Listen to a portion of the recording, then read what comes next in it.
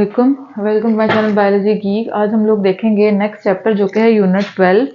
हमारा coordination and control unit है हमारा 12 फेडरल बोर्ड मैट्रिक का, जो कि क्या है कोऑर्डिनेशन एंड कंट्रोल। अच्छा जी, आज हम देखेंगे कि कोऑर्डिनेशन क्या होता है, कितनी टाइप्स है कोऑर्डिनेशन की, और कुछ टर्म्स है इनिशियली जो हम आज डिस्कस करेंगे, जो थ्रू आउट इस चैप्टर में आप लोगों को क्या करनी होंगी, बार बार यूज भी होंगी और आपके लिए हेल्पफुल भी हैं। सबसे पहले अगर कोऑर्डिनेशन की बात की जाए, हम सब जानते हैं हमारी बॉडी में डिफरेंट सेल्स हैं, डिफरेंट टाइप्स ऑफ सेल्स हैं, हर सेल डिफरेंट फंक्शन परफॉर्म कर रहा है। अब जो सेल्स का आपस में कोऑर्डिनेशन है, डिफरेंट सेल्स आपस में एक दूसरे के साथ इंटरेक्ट करके और एक सिंगल रिस्पॉन्स शो कर रहे होते हैं, इसको बेसिकली हम क्या कह रहे होते हैं, कोऑर्डिनेशन कह रहे होते हैं। तमाम हमारी बॉडी के different cells different function perform कर रहे हैं, लेकिन आपस में इंटरेक्ट करके, आपस में कोऑर्डिनेट करके जो रिस्पॉन्स शो किया जा रहा होता है, that is basically the coordination. हम कहते हैं कोऑर्डिनेशन क्या है कि वेरियस पार्ट्स ऑर्गेनिज्म में जब एक साथ काम कर रहे होंगे तो ये क्या होगी, कोऑर्डिनेशन होगी। हमारे पास अगर हम टाइप्स की बात करें तो दो तरह की कोऑर्डिनेशन होती है, एक नर्वस कोऑर्डिनेशन और एक केमिकल कोऑर्डिनेशन। नर्वस कोऑर्डिनेशन नाम से पता चल गया कि इसमें नर्वस सिस्टम इन्वॉल्व होगा।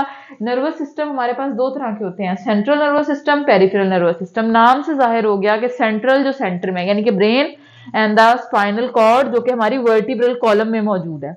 पेरिफेरल नर्वस सिस्टम क्या होगा, जो हमारी पेरिफेरी में यानी कि बाकी आप कह लें कि corners of the body, edges of the body, जो बाकी बॉडी में मौजूद है, पेरिफेरल सेक्शंस में, उसको हम क्या कहेंगे, पेरिफेरल नर्वस सिस्टम कहेंगे।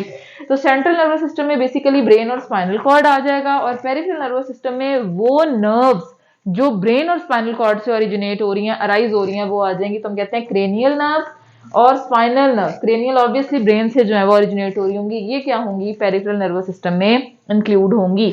और सारे नर्वस सिस्टम को जो कंट्रोल कर रहा होता है सेल, अगर इसके सेलर लेवल की बात की जाए तो वो हमारे पास क्या है, न्यूरॉन्स हैं। वो हमारे पास क्या है, न्यूरॉन्स। और न्यूरॉन्स को फर्दर हम डिटेल से देखेंगे।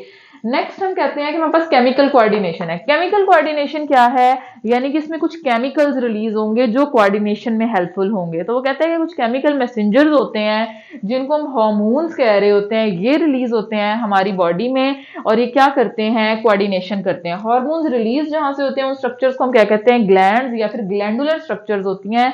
और वो ग्लैंड जो हैं दो तरह के हैं, एक एक्सोक्राइन ग्लैंड है, एक एंडोक्राइन ग्लैंड है। एक्सोक्राइन ग्लैंड ऐसा होता है जिसमें डक्ट्स में क्या हो रही होती है, सिक्रीशन हो रही होती है। फॉर एग्जांपल हार्मोन्स रिलीज होने हैं हमारी बॉडी में, तो वो जो हार्मोन है, वो जो केमिकल मैसेंजर है, वो किस में रिलीज होगा, डक्ट में रिलीज होगा। अगर हम बात करें एंडोक्राइन ग्लैंड की तो ये डक्टलेस है, इनकी जो सिक्रीशंस हैं ये डायरेक्ट हमारे ब्लड में होती हैं और उसके अकॉर्डिंग हमारी बॉडी जो है वो रिस्पॉन्स शो करती है। यहाँ पे एक बड़ी ही इंटरेस्टिंग बात है कि हमारे पास जो पैंक्रियाज है, ये क्या है, जो इंसुलिन और आप कह लें कि ग्लूकागॉन जो रिलीज कर रही होती है और हमारी डायबिटीज को, हमारे शुगर लेवल को कंट्रोल कर रही होती है। ये जो पैंक्रियाज है ये बोथ एक्सोक्राइन ग्लैंड भी है, एंडोक्राइन ग्लैंड भी है। हम इसके बारे में पढ़ेंगे नेक्स्ट आगे चैप्टर में, तो ये चीज आपको क्लियर हो जाएगी। अभी आप इतना ही समझ लें कि एक्सोक्राइन ग्लैंड ऐसे ग्लैंड है जो डक्टेड ग्लैंड है, यानी कि उनकी सिक्रीशन डक्ट में होगी, कोई आप कह लेंगे ट्यूब होगी जिसमें वो सिक्रीशन करेंगे। और जो एंडोक्राइन ग्लैंड है वो क्या होगा, डायरेक्ट हमारे ब्लड के अंदर उसको क्या किया जाएगा, स्प्रेड किया जाएगा, थ्रो किया जाएगा, that is the endocrine gland. तो ये हमारे पास आ गया केमिकल कोऑर्डिनेशन और द नर्वस कोऑर्डिनेशन। उसके बाद हम कहते हैं कि हमारे पास अगर क्वेश्चन आ जाए कि हमारे पास chemical coordination is a slow process, why, तो हम कहेंगे कि नर्वस कोऑर्डिनेशन जो है, ये जो हमारे रिफ्लेक्सेस होते हैं, यानी कि फॉर एग्जांपल मैं यहाँ पे खड़ी हूँ और मैं चल रही हूँ, आगे मैं एकदम से गिरने लगी और मैंने अपने आप को सेव कर लिया, मेरा रिफ्लेक्स है ना। या कोई चीज मेरे हाथ से गिरने लगी और मैंने एकदम से होल्ड कर लिया, दैट इज माई रिफ्लेक्स।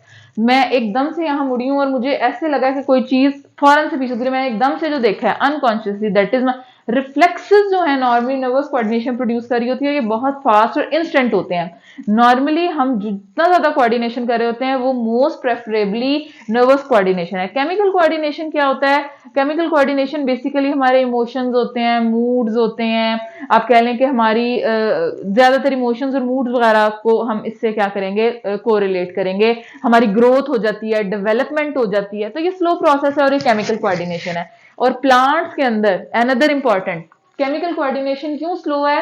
क्योंकि इसमें हार्मोन्स ने रिलीज होना है स्लोली, स्लो सिक्रीशन होगी, फिर इसकी सिक्रीशन हाई हो जाएगी और उसके बाद ये अपना फंक्शन परफॉर्म करेगा जब तक ये पूरी बॉडी में स्प्रेड नहीं हो जाता। और केमिकल कोऑर्डिनेशन जो है प्लांट्स के अंदर, प्लांट जो कोऑर्डिनेट कर रहे होते हैं वो केमिकल कोऑर्डिनेशन के थ्रू जो है वो कोऑर्डिनेट कर रहे होते हैं, इसलिए प्लांट्स के जो रिस्पॉन्सेज होते हैं वो क्या होते हैं?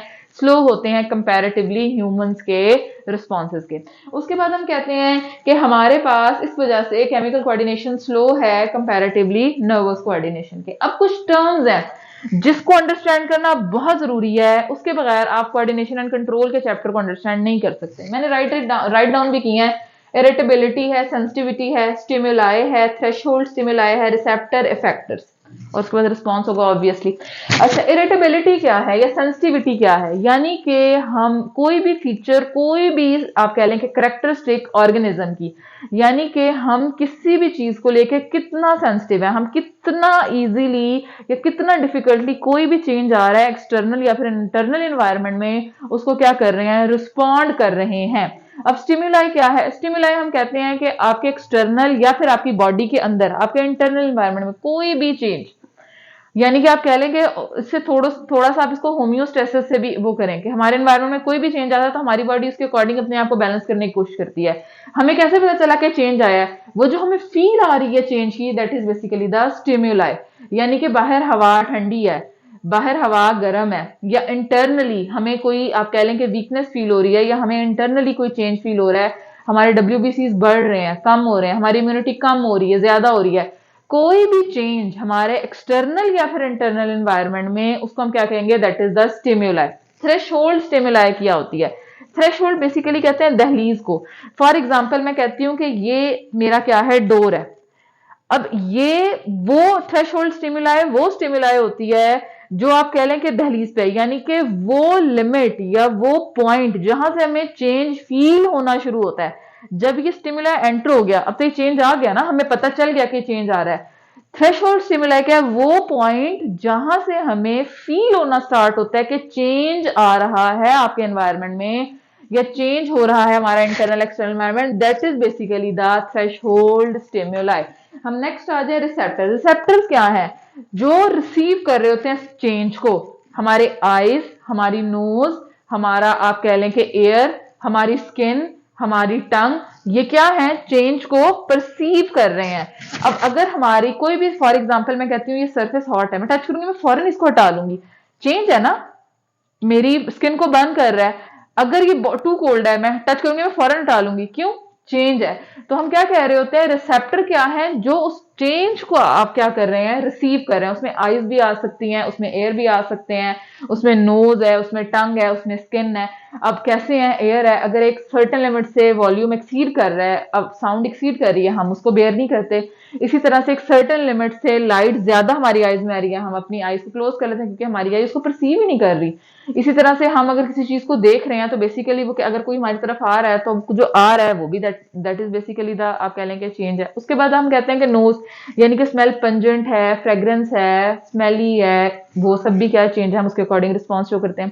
टंग है, हम कोई चीज ले रहे हैं, अब वो चीज हम एडिबल है, नॉन एडिबल है, बिटर है, सोर है, ये सब क्या है? चेंज है। तो हम कहते हैं कि जो रिसीव कर रहा है that is basically the receptor. Effectors क्या है? इफेक्टर इस स्टिम्युलाई को रिसीव किया और उसके आप कह लें कि उसका जो रिस्पॉन्स शो किया जाएगा, जिनकी हेल्प से, वो स्ट्रक्चर जिनकी हेल्प से हम रिस्पॉन्स शो करेंगे, that is basically the effectors. और नॉर्मली वो दो होते हैं हमारी बॉडी में, टू टाइप्स ऑफ इफेक्टर्स हैं, ग्लैंड्स हैं और एक क्या है? मसल्स हैं। ये ऑब्जेक्ट कोल्ड है, हटाया हाथ, मेरे मसल्स ने कॉन्ट्रेक्शन की है। ये हॉट है, मैंने इसको हटाया, मेरे मसल्स ने कॉन्ट्रेक्शन रिलैक्सेशन की है। मैं गिरने लगी थी, मैंने एकदम से अपने आप को संभाला है, मसल्स ने कॉन्ट्रेक्शन रिलैक्सेशन शो किया है। इसी तरह से अगर कोई इंटरनल चेंज आ रहा है, उसको बैलेंस करने के लिए, फॉर एग्जांपल पेंक्रियाज की बात करते हैं, शुगर लेवल हाई हो रहा है, उसने इंसुलिन या ग्लूकागॉन में से कौन सा हार्मोन रिलीज करना है, वो क्या करेगा? पहले रिसीव करेगा। रिसीव करने के बाद फिर अकॉर्डिंगली ग्लैंड को ऑर्डर होगा और ग्लैंड अकॉर्डिंगली क्या करेगा? रिस्पॉन्स शो करेगा। तो फैक्टर्स वो पार्ट ऑफ द बॉडी हैं या वो स्ट्रक्चर ऑफ द बॉडी हैं जिन्होंने रिस्पॉन्स शो करना है। तो आप कह लेंगे चेन क्या होगी? स्टिमुलाई आएगी, उसको रिसीव किया जाएगा, इंटीग्रेशन होगी। इंटीग्रेशन क्या है? इंटीग्रेशन हमारा नर्वस और आप कह लें कि केमिकल कोऑर्डिनेशन, ये क्या करेंगे? इंटीग्रेट करेंगे कि ये मैसेज सेंट्रल नर्वस ब्रेन या स्पाइनल कॉर्ड के पास जाना चाहिए और किस नर्व को किस तरह का रिस्पांस शो करना चाहिए, या फिर ये मैसेज इसको ग्लैंड के पास जाना चाहिए और उसको कितने टाइम में क्या रिस्पांस शो करना चाहिए। उसके बाद फैक्टर्स, यानी कि बताया जाएगा कि मसल्स आपने कॉन्ट्रैक्ट करना है या फिर ग्लैंड्स आपने अपना फंक्शन परफॉर्म करना है अकॉर्डिंगली, और फिर हमारा रिस्पांस जो है उसके अकॉर्डिंग जो है वो होगा। That is basically the chemical coordination. इसका ये ब्रीफ सा इंट्रोडक्शन था। नेक्स्ट हम यही चीजें इस पूरे चैप्टर में डिटेल से डिस्कस करेंगे। Thank you.